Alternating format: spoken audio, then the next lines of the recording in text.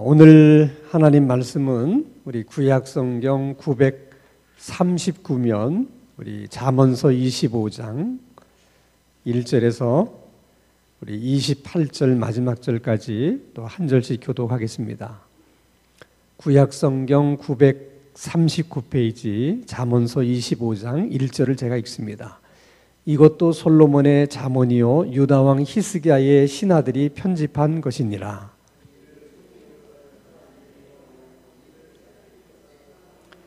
하늘의 높음과 땅의 깊음같이 왕의 마음은 헤아릴 수 없느니라.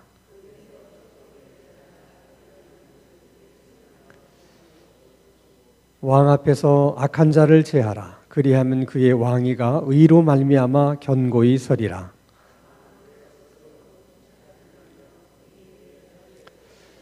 이는 사람이 내게 이리로 올라오라고 말하는 것이 내 눈에 보이는 귀인 앞에서 저리로 내려가라고 말하는 것보다 나음이니라.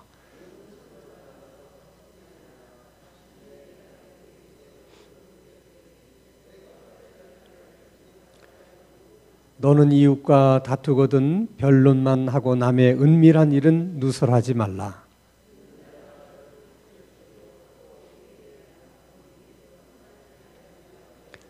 경우에 합당한 말은 아로새긴 은쟁반의 금사관이라.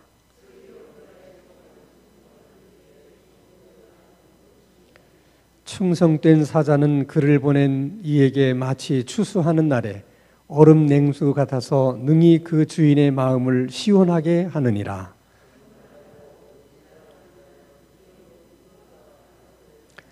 오래 참으면 관원도 설득할 수 있나니 부드러운 혀는 뼈를 꺾느니라.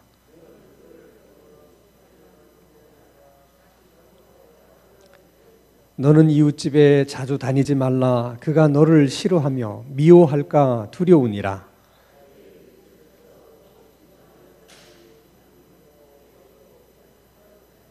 환난 날에 진실하지 못한 자를 의뢰하는 것은 부러진 이와 위골된 발 같으니라.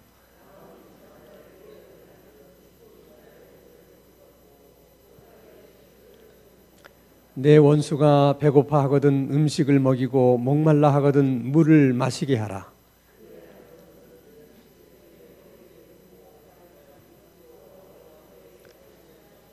북풍이 비를 일으킴같이 참소하는 혀는 사람의 얼굴에 분을 일으키느니라.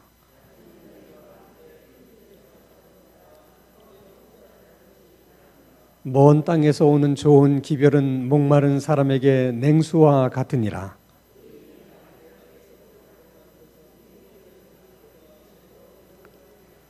꿀을 많이 먹는 것이 좋지 못하고 자기의 영예를 구하는 것이 헛되니라.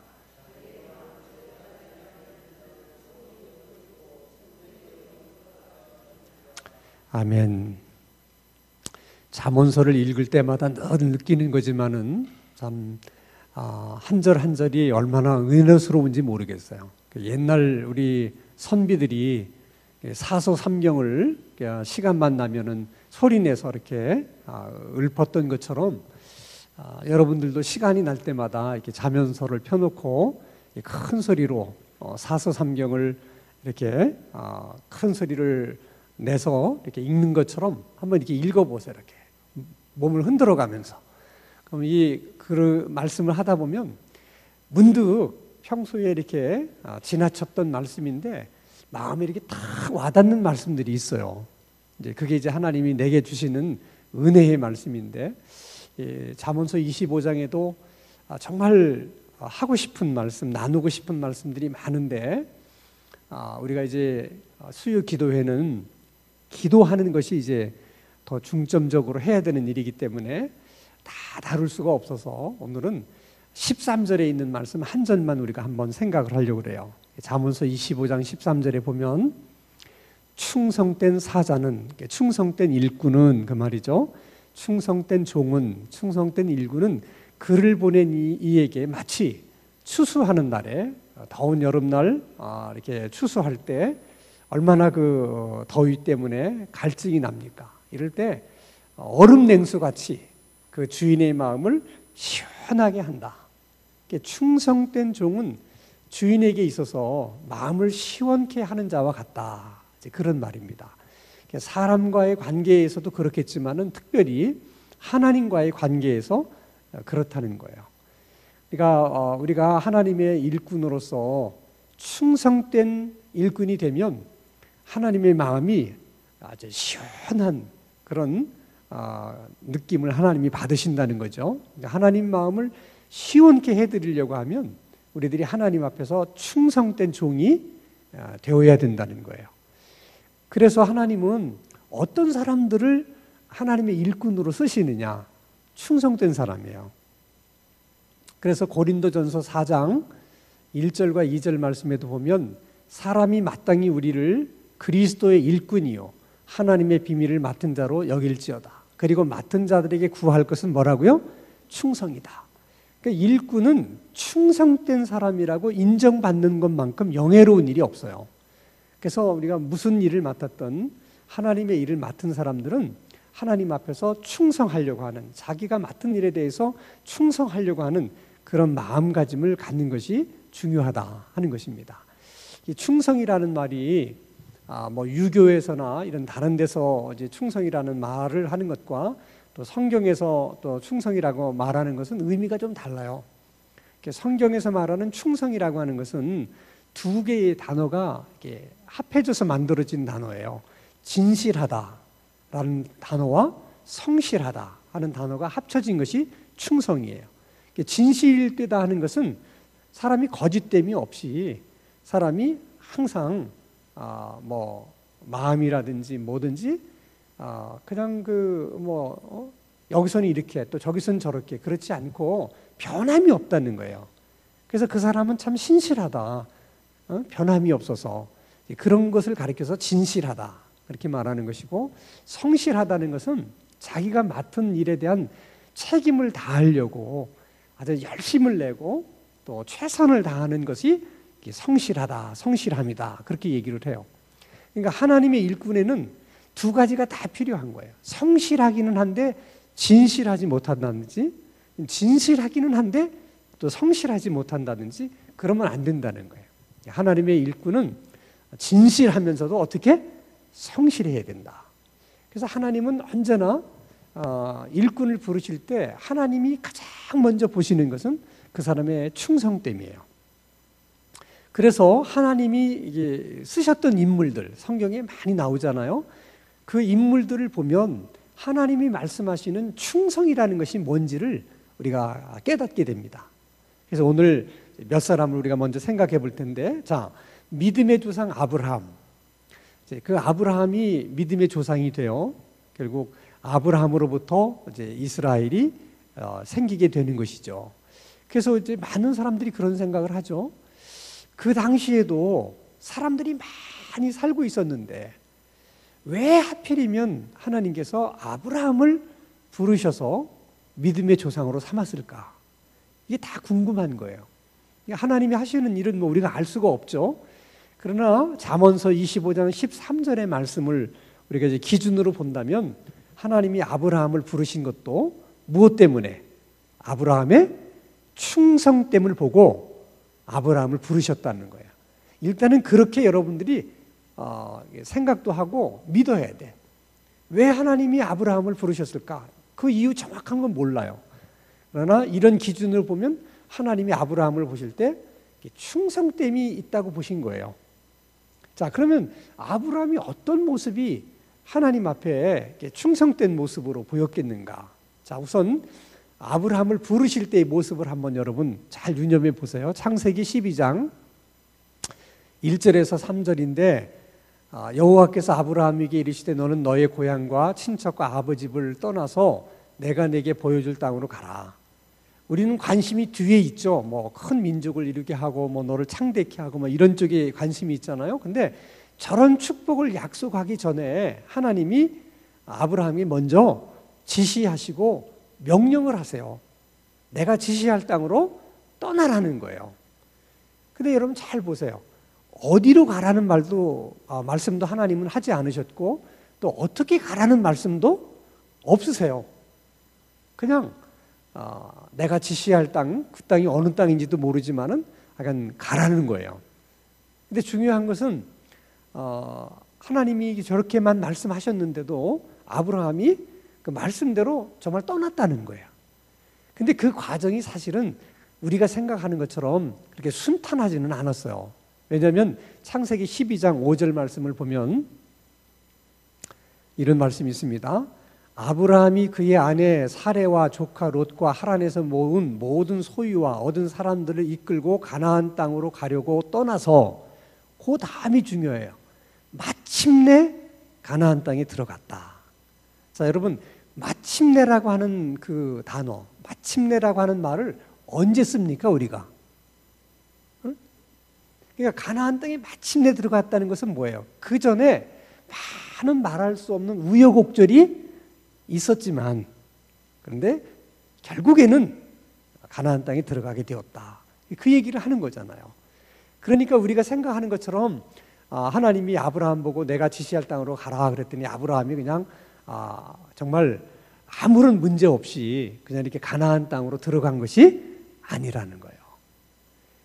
뭐 그럴 수밖에 없지 않겠어요? 여러분 한번 생각해 보세요. 어느 날 한 번도 자기가 경험해 보지 못한 하나님이 나타나셔서 내가 지시할 땅으로 가라. 가면 내가 너를 큰 민족을 이루게 해주겠다. 땅을 주겠다. 이런 말씀을 하셨는데, 지금처럼 교통이 편리한 시절 같으면은 갔다 가다 금방 또 돌아올 수도 있고 그렇지만은 이때는 그렇지가 않잖아요. 한번 떠나면 자기가 지금 있던 곳에서 일구었던 모든 것을 다 포기하고 가는 거거든요. 갔다가 다시 돌아오면 다시 이것을 얻을 수 있다는 보장이 없어요. 그리고 다 부족 사회이기 때문에 자기 부족을 떠난다는 것은 안전을 보장받을 수 없는 거거든요. 가나안 땅에 들어가면 다 다른 민족들이, 부족들이 살고 있는데 그곳에서 자기들 몇 명 안 되는 식구들이 산다는 것이 얼마나 위험하겠어요. 절대 쉬운 일이 아니에요. 그러니까 아브라함이 가나안 땅에 들어가는 과정 속에서 많은 어려움들이 있었기 때문에 그때마다 아브라함이 가야만 되나? 다시 돌아갈까? 이런 갈등들이 많이 있었다는 거예요. 근데 결국에는 가나안 땅에 들어가게 되었다. 그것을 하나님이 아브라함의 충성 때문에 본 거예요. 얼마든지 마음이 흔들릴 수가 있고 또 돌아가려고 마음만 먹으면 돌아갈 수도 있었는데 그냥 하나님 말씀을 순종하려고 이런저런 우여곡절이 많았지만 그런 것에 개의치 않고 끝까지 묵묵히 가나안 땅에 들어가게 되었다. 이것을 하나님이 충성 때문에 본 거예요. 근데 이것이 막연한 우리의 추정이 아니라 성경이 그렇게 증언을 해요. 자, 느헤미야 9장 7절 8절 한번 같이 읽겠습니다. 시작. 주는 하나님 여호와시라. 옛적에 아브라함을 택하시고 갈대아 우르에서 인도하여 내시고 아브라함이라는 이름을 주시고 8절 그의 마음이 주 앞에서 충성됨을 보시고, 보세요. 하나님께서 아브라함의 충성됨을 보시고 아브라함과 언약을 맺으셨다는 거예요. 그럼 아브라함만 그러냐? 그렇지 않아요. 자, 모세를 또 한번 생각해 봅시다. 모세. 이스라엘 백성들을 애굽 땅에서 다 인도해내서 이제 가나안 땅으로 들어가게 하는 거잖아요. 이 출애굽의 역사라고 하는 것은 성경에서 가장 큰 사건이고 위대한 사건이에요. 그러니까 이 일을 누구에게 맡겨서 이 일을 진행시킬 것이며 누구에게 맡겨서 이 일을 이루게 할 것인가? 이거 사실 쉬운 일이 아니잖아요. 출애굽을 한다는 것이 단순히 출애굽을 하는 것만 아니라 가나안 땅에 들어가야 되기 때문에. 근데 왜 하나님이 모세를 택하셨느냐? 모세를 택하신 이유를 하나님이 직접 말씀을 하세요. 민수기 12장 6절에서 8절 같이 한번 읽겠습니다. 시작. 이르시되 내 말을 들으라. 너희 중에 선지자가 있으면 나 여호와가 환상으로 나를 그에게 알리기도 하고 꿈으로 구하 말하기도 하거니와 내 종 모세와는 그렇지 아니하니 그는 내 온 집에 충성함이라.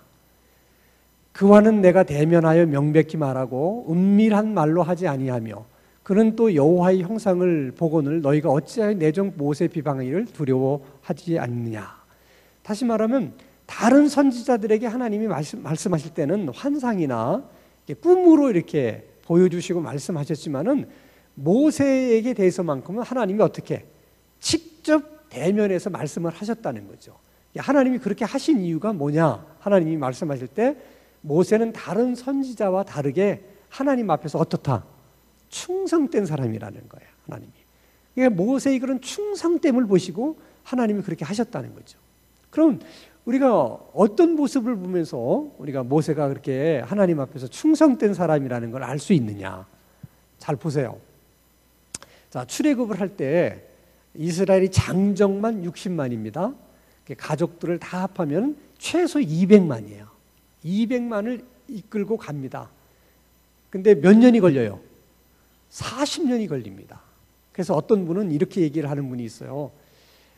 세상에서 가장 위대한 목회자는 모세다. 모세는 200만 명을 목회한 사람인데 그 200만 명을 목회를 했는데 몇 년 동안 목회를 했느냐? 40년 동안 목회를 했다는 거야. 근데 그 200만 교인들이 다 좋은 그런 교인들만 있는 게 아니라 우리가 쭉 출애굽기를 읽어보면 조금만 어려운 일만 생기면 다 누구 탓을 합니까? 다 모세 탓을 해요. 모세에게 원망하고 모세에게 불평하고. 근데 모세가 잘못한 게 뭐가 있어요? 모세는 그냥 하나님의 말씀대로 순종해서 심부름꾼으로 사실 일하는 것밖에 없잖아요. 근데 매일 짜증스러운 일, 뭐 어려운 일 이런 것은 다 누가 받아? 모세가 다 받는 거예요. 그게 여러분 남의 일이니까 다 우리는 그냥 쉽게 생각하는 거야. 모세니까 뭐 그랬겠지. 얼마나 힘들었겠어요. 한번 생각해봐. 컬핏하면 대들고 또 어떤 때는 막 돌을 들어서 막 모세에게 집어 던지려고 그러잖아요. 예를 들어서 어떤 목사가 교회에서 목회를 하는데 막 교인들이 걸핏하면 맨날 목사님한테 불평하고 원망하고 막 뭐 집어서 던지려고 그러면 그 계속 붙어 있겠습니까? 웬만하면 그냥 사표 쓰고 나가려고 그러지. 사람 마음은 다 똑같은 거예요. 모세라고 안 그랬겠냐는 거야. 근데 모세는 그런 상황이 다 있었음에도 불구하고 어떻게 이렇게 끝까지 자기 소임을 끝까지 충성하잖아요. 하나님이 그런 모세를 보시고 모세를 출애굽의 지도자로 세우셨다는 거예요. 자, 그럼 모세만 그러냐? 위대한 인물들은 다 하나님이 그 충성됨을 보시고 부르셔서 쓰시는 거예요. 다윗도 한번 생각해봐요. 다윗. 자, 다윗 왕에 있어서 이제 그 충성됨을 우리가 이제 볼 수 있는 이제 구절이 하나 있는데 다윗의 시대의 초기에는 그렇게 이스라엘이 강한 나라가 아니었어요. 그때는 강대국이 블레셋입니다. 블레셋은 그때 이미 철기 문화가 도입이 돼서 칼이나 창이나 이런 걸 다 철로 만들었어요. 근데 그때까지만 하더라도 이스라엘은 청동기 문화예요. 철기 문화하고 청동기 문화는 이건 완전히 한 세대의 차이가 나는 거죠. 이게 얼마나 큰 차이냐 하면은 청동이라는 건 뭐 여러분 아시잖아요. 청동으로 만든 검과 철로 만든 검이 탁 부딪히면 어떤 칼이 부러지겠어요? 청동으로 만든 칼이 다 부러집니다. 그러니까 철기로 만든 검을 가진 군대하고 청동으로 만든 검을 가진 군대가 싸우면 누가 이기겠어요?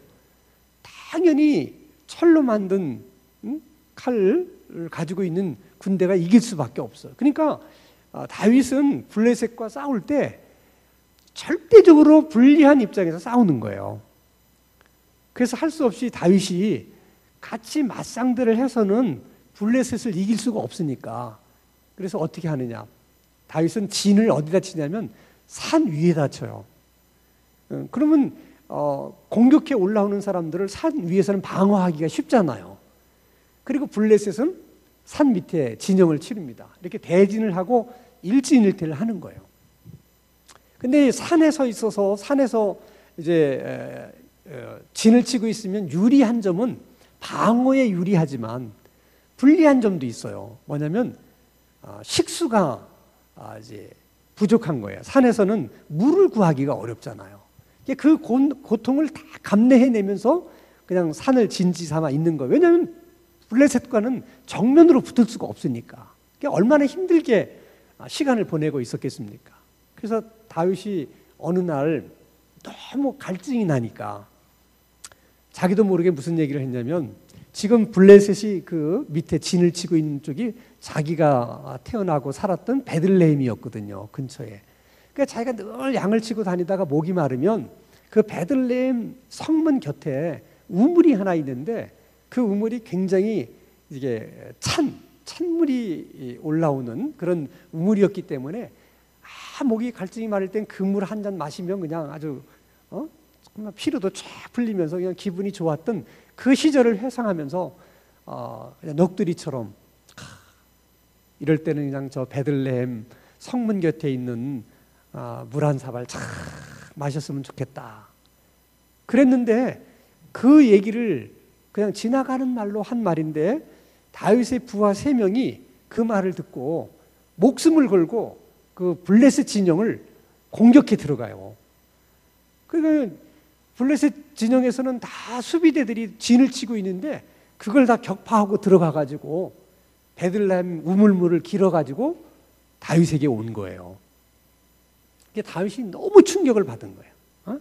그래서 어떻게 하느냐 다윗이. 자, 우리 한번 역대상 11장 17절에서 18절. 다윗이 갈망하여 이르되 베들레헴 성문 곁 우물물을 누가 내게 마시게 할꼬 하며, 이 3사람이 블레셋 사람들의 군대를 돌파하고 지나가서 베들레헴 성문 곁 우물물을 길어 가지고 다윗에게 왔으나 다윗이 마시기를 기뻐하지 아니하고 그 물을 여호와께 부어드렸다. 그 물을 딱 받는 순간 이것은 부하들이 생명을 걸고 가서 떠온 물이기 때문에 어떻게 내가 이 물을 먹을 수 있느냐. 이런 충성은 내가 받을 게 아니고 누가 받으셔야 된다. 하나님이 받으셔야 된다. 그래서 그 물을 하나님께 부어드려요. 자, 그러면 그때 그 물을 부어드리면서 다윗이 어떤 생각을 했을 것 같아? 여러분이 다윗이라면 그때 하나님께 그 물을 부어드리면서 무슨 생각을 했을 것 같습니까? 여러분이 다윗이라고 생각하고 한번 생각해봐. 그때 무슨 생각이 들겠어요? 아무 생각도 안 나요? 다윗이 어떤 생각을 했겠어요? 나도 하나님께 이렇게 충성을 해야 되겠구나.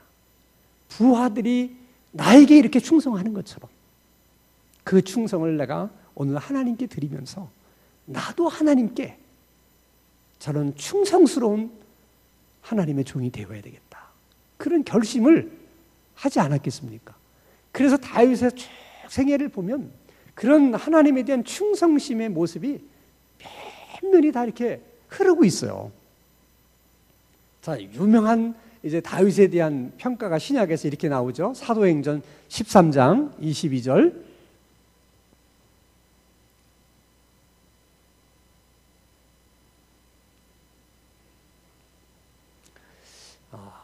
한번 여러분 찾아보세요. 사도행전 13장 22절.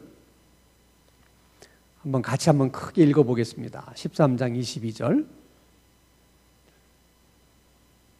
사도행전 13장 22절 같이 읽습니다. 한번 찾으셨어요? 네. 맨날 띄워주니까 이제 찾는 게 익숙하지 않으시죠? 자, 13장 22절 찾으시면 한번 같이 읽겠습니다. 시작.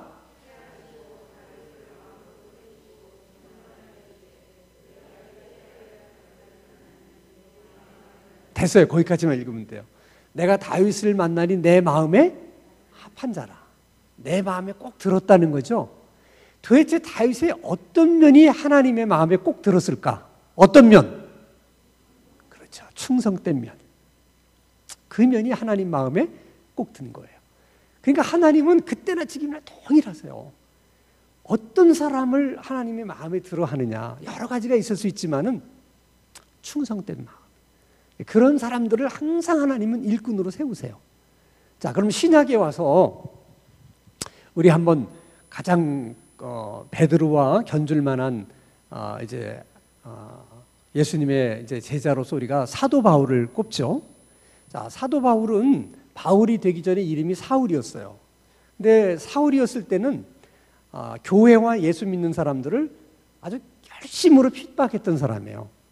스데반이 순교하는데 앞장섰던 사람이 누구냐? 사울이에요. 누가 시키지도 않았는데 예루살렘에 있는 예수 믿는 사람들 다 잡아다 감옥에 가두니까 예수 믿는 사람들이 도망을 갔어요. 그래서 아예 이제 이스라엘을 떠나서 다메섹이라고 하는 것은 이방 지역이거든요. 우리로 말하면 이제 압록강 넘어서 중국 쪽으로 도망을 간 거예요. 근데 거기까지 도망간 사람들을 잡아오겠다고 본인이 쫓아가다가 다메섹 도상에서 주님을 만납니다.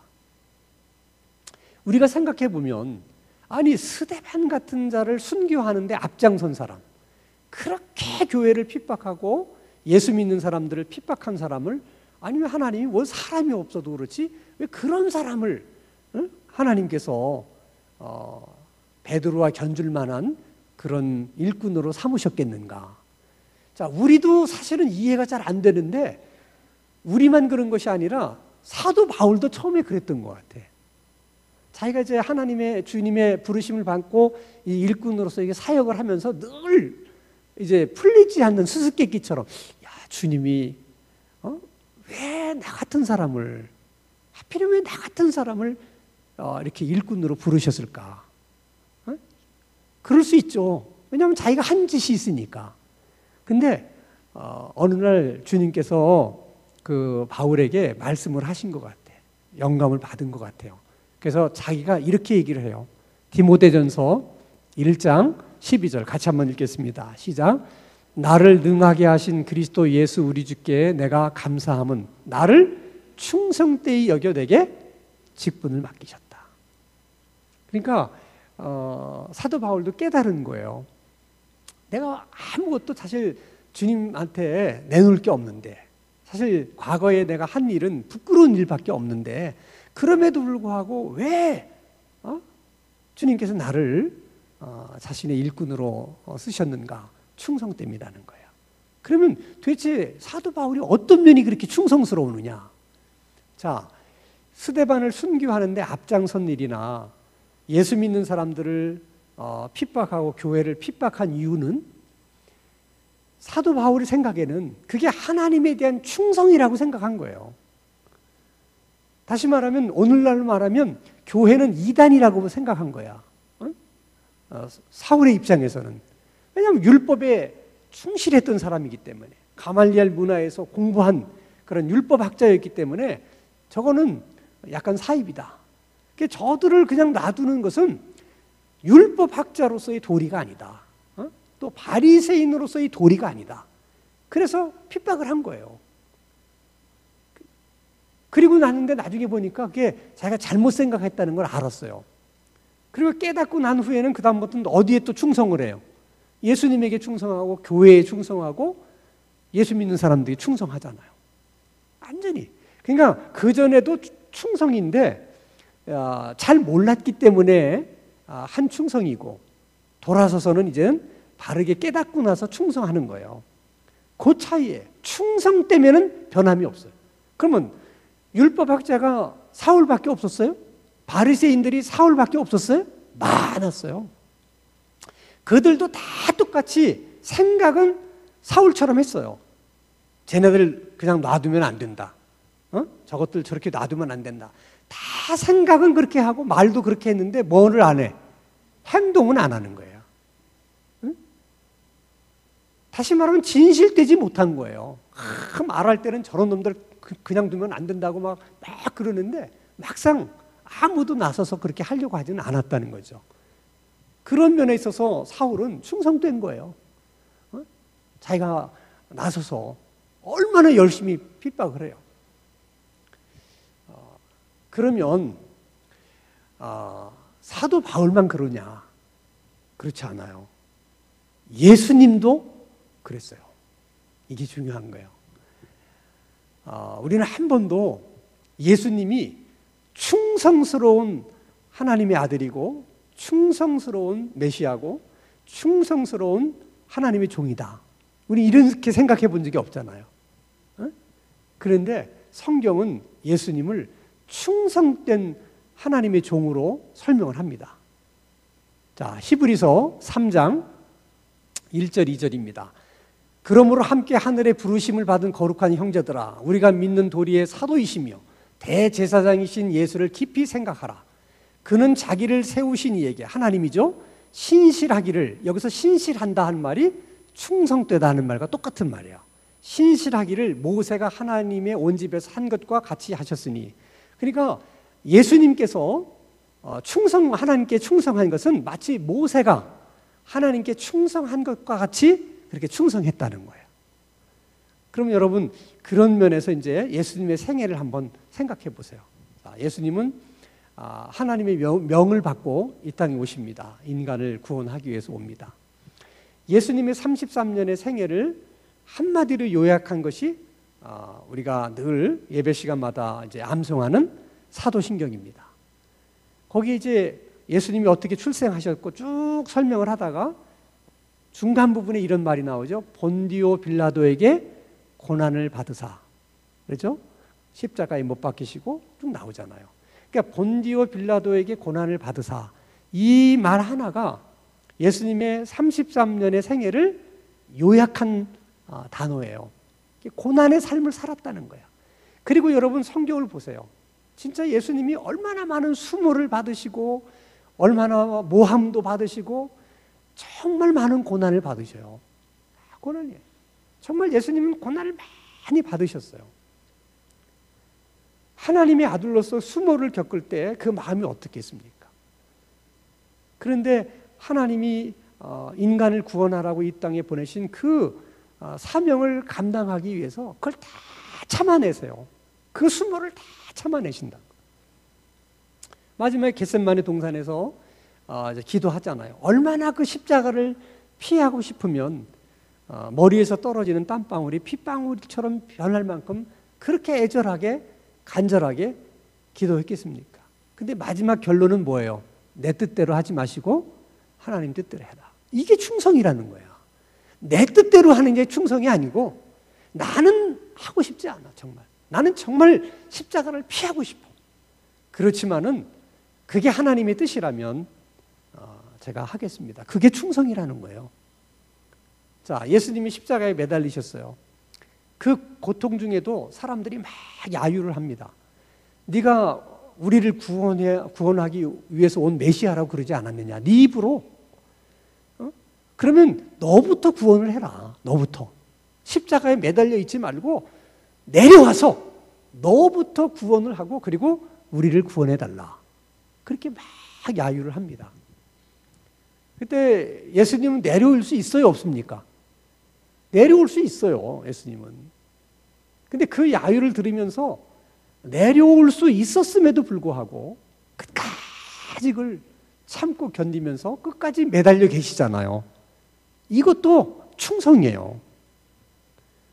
그래서 우리는 아브라함, 모세, 다윗, 또 바울, 예수님 이런 생애를 보면서 하나님이 생각하시는 충성이 뭔가를 잘 우리가 이해를 하셔야 돼. 놀랍게도 여러분, 갈라디아서 5장 22절에 보면 성령의 열매가 9가지가 나오는데 그 9가지 중에서 7번째 성령의 열매가 충성입니다. 그 얘기는 뭐냐면 성령이 어떤 사람에게 임해서 그 가운데 역사를 하잖아요. 그러면 나타나는 그런 흔적 중에 하나가 뭐냐면 충성됨이라는 거야. 그러니까 성령이 임하시면 그 성령이 그 사람을 어떤 사람으로 만드시느냐? 충성된 사람으로 만든다는 거야. 그러니까 예를 들어서 만약 우리 주변에서 그 삶이 정말 충성되다. 그러면 성령이 그분과 함께하는 사람이다. 성령의 사람이다. 그렇게 볼 수 있어요. 성령의 사람으로서 가장 두드러지게 나타나는 어떤 그 표식이 뭐냐면 충성됨이에요. 그러면 우리가 다 이제 기도의 사람들이 되기를 원하잖아요. 우리가 기도의 사람으로서 하나님께 쓰임을 받으려고 하면 어떻게 하느냐? 원리는 똑같아요. 충성됨이 있어야 되는 거예요. 다시 말하면 우리가 기도의 사람이 되겠다고 마음을 가졌던 그 마음이 변함이 없어야 되는 거예요. 하다가 힘들다고 또 때려치고 또 쉬었다가 뭘 하고 그런 게 아니라는 거예요. 지금 쭉 우리가 아브라함부터 다 봤잖아요. 모세 마침내 다 우여곡절이 있고 어려움이 있고 다 있지만은 그걸 묵묵히 다 견뎌내는 것이 그게 충성이에요. 한번 우리 마음속에 내가 기도의 사람으로 하나님께 쓰임 받으면서 살고 싶다. 그렇게 마음을 먹었으면 그 마음에 변함이 없어야 된다는 거예요. 마음의 변함만 없는 게 아니라 우리가 기도 생활하고 기도 훈련하는데도 변함이 없어야 돼. 비 오면 안 나오고 날씨 구주면 이건 충성이 아니라는 거야. 그런 어려움들이 있지만은 내가 하나님 앞에 기도의 사람이 되겠다고 한번 결심을 했기 때문에 내가 하나님 앞에서 그런 사람으로 내가 를 받아야 되겠다.